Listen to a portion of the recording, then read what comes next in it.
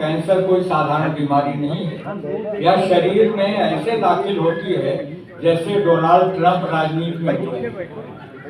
यह अचानक शोर मचाती हुई आती है और पूरे सिस्टम को हिला देती है। यह बीमारी आते ही घोषणा करती है कि अब सब कुछ मेरे नियम से चलेगा और बेचारा शरीर जो अब तक लोकतांत्रिक ढंग से काम कर रहा था अचानक आपातकाल में चला जाता है।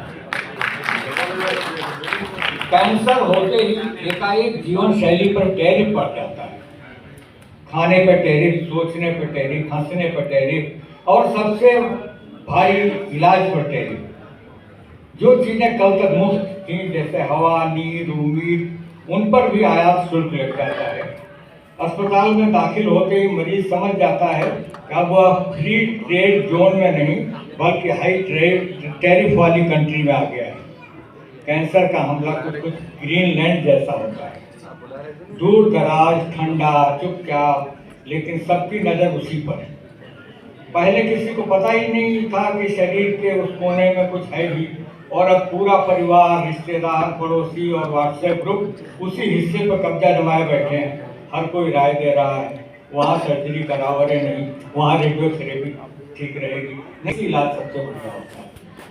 तरह तरह के नुस्खे बताए जाते हैं, यहाँ भी कई विधियाँ बताई गई आपको। कैंसर के बाद आदमी अकेला नहीं रहता, उसके साथ पूरा नाटो आ जाता है।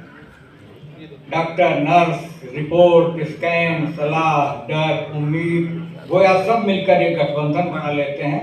यह गठबंधन कहता है हम साथ हैं, लेकिन हर सदस्य अपनी शर्तों पर साथ होता है।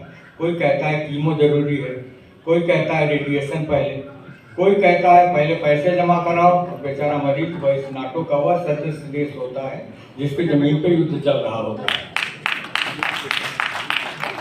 कैंसर की सबसे बड़ी खासियत यह है कि हर आम आदमी को अंतर्राष्ट्रीय विशेषज्ञ बना देता है। इन पंक्तियों को सुनिएगा। कैंसर की सबसे बड़ी खासियत यह होती है कि यह हर आम नागरिक को अंतर्राष्ट्रीय विशेषज्ञ बना देता है।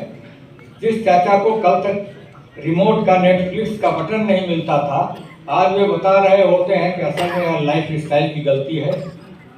मौसी फेसबुक से, विश्व स्वास्थ्य संगठन से भी तेज रिपोर्ट निकाल लाती हैं, देखो नींबू और शहद से सब ठीक हो जाता है। और पड़ोसी अंकल गंभीर स्वर में कहते हैं डरोगे तो और फैल जाएगा। यानी बीमारी एक, सम्मेलन 100। कैंसर लगते ही आदमी की जीवन नीति बदल जाती है।